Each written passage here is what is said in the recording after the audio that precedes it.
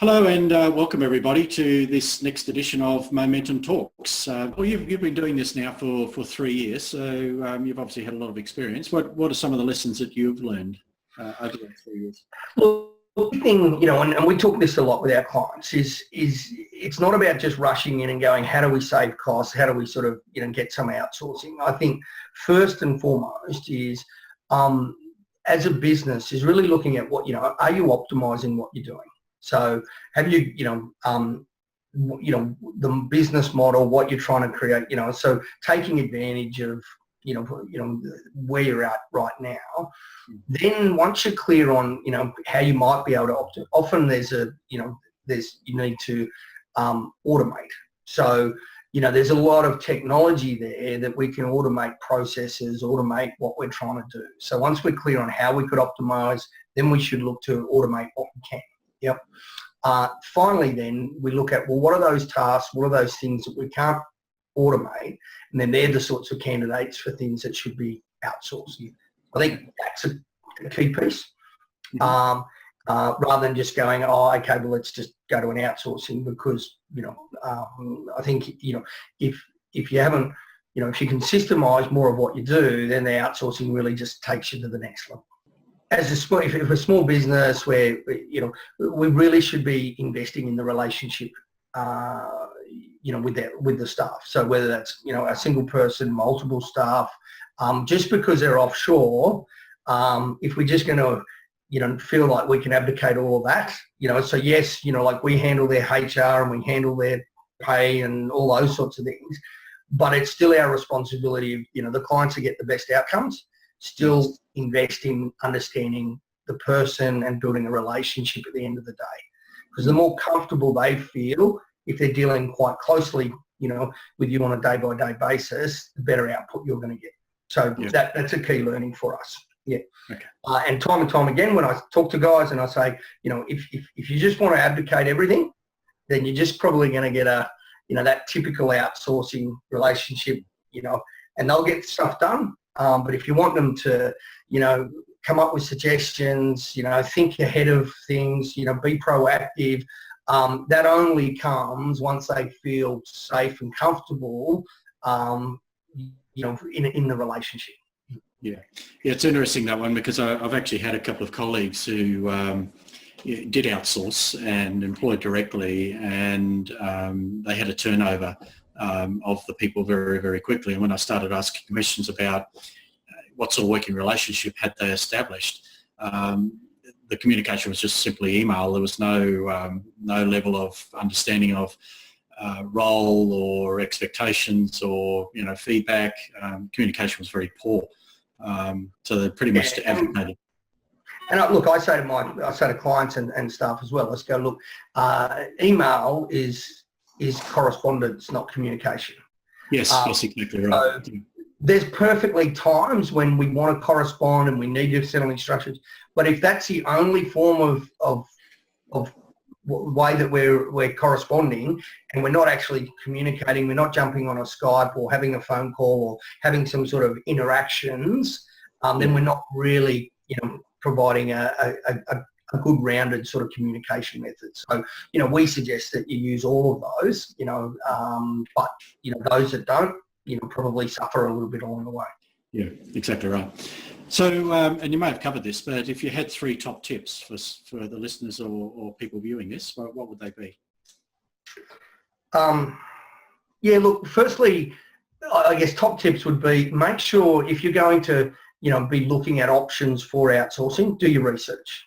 But research more than just costs and those sorts of things. Really look at things like staff turnover. Look at the culture of, how do they treat the people, because that can be some of the toughest, not only, most outsourcers are not treating them in a bad way, those sort of things, but, different levels of engagement will give you different outputs. We hold pretty strongly the culture that we try to build with our team there. We see that as a key differentiator in attracting the right talent, but also keeping, things like absenteeism and also, turnover down. So just make sure that, you're researching. I'd probably encourage you to try and, you want to see good testimonial, you want to speak to others that are using the service. If they can't provide that, I'd have question marks around that sort of thing. Second is spend time up front being clear on what success looks like.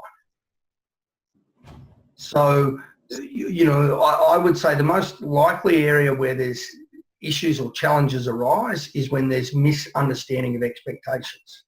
Mm-hmm. So, up front, what would success look like? What am I, what's going to be in place in 3 months into the relationship? What do I see the long-term success of this looking like?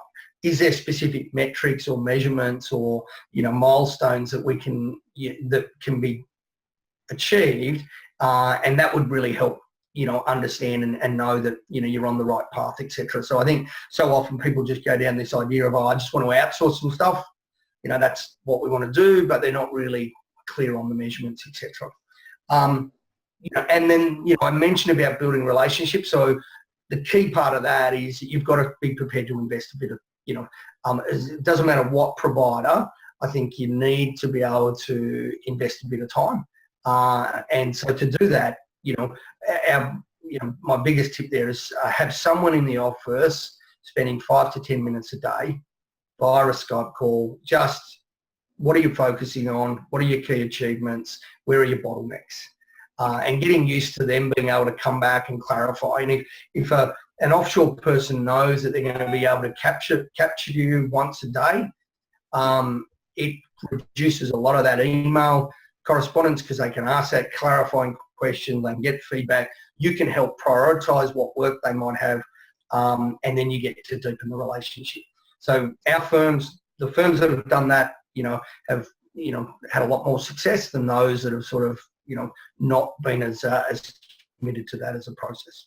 Okay, very good. Is there anything else you would like to say, David? Look, I'll probably, and look, the other one that comes around that is specific instructions are not that specific, is what we found. So doesn't matter what industry you're in, we get used to jargon, we get used to just, what we call assumed knowledge. So part of the learning is to go, well, what part of that, if we are having some challenges, and if it's not sort of, we're not getting the output, what part of that do we need to take responsibility for? So are we really specific in what we're needing? And, the challenging thing can be when you're trying to get someone to outsource something that you're not that familiar with yourself. And so in that case, what I'd be suggesting is set parameters. So, if you want them to do some research, on, competitor analysis, it's not really something you've done yourself, just say, look, I want you to spend 2 hours on this, get as much info come back, because otherwise they may run off and if you're not clear on instructions, could spend a lot longer. So be specific, and remember that, sometimes even, I've looked at stuff where I've gone, that's, really not that specific, yet the client has sort of thought that they were very clear in their instructions. So stop, pause and understand, are we really specific? That would be my tips. So that's probably a nice piece of wisdom to finish up on. What sometimes specific is not specific at all, and financial services is full of jargon. So I know from my own experience, working with Lisa, one of the things that mistake that I made was assuming that she knew stuff, and what I found out when I actually got to meet with her was that a lot of the time she was actually spending time on Google trying to understand what I was trying to tell her, rather than embarrass herself to ask me again. So. Well, and what you bring up there is a good point. It's a cultural point. Yes. So they're unlikely to, they go, okay, I should know this. I'm expected to know this. And so rather than come back to you and try to clarify things, and be, concerned that they might be embarrassed or not, not know something they should, they won't say anything. Yeah.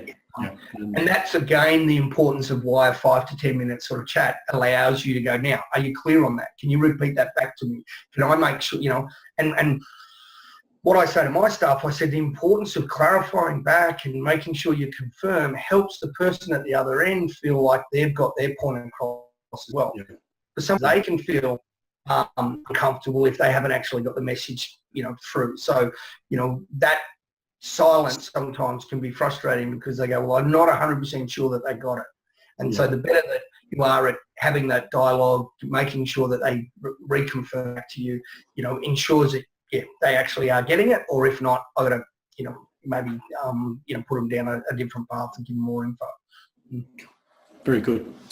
Well, thank you, David. That's been really insightful, and I'm sure people who are watching and listening have got a lot from that. And look, David Carney is the owner, principal of Virtual Business Partners. I'm sure he would welcome any contact if you've got further questions. Virtual Business Partners specialise in financial services, so if you're related and have a business in financial services, I'm sure he'd be quite interested to have a chat to you and find out a bit more about and see whether or not he can perhaps help you as well. So David, thank you very much. Really appreciate you taking this time, and look forward to having further chats with you as we go forward. Thanks, Greg. Thanks, David.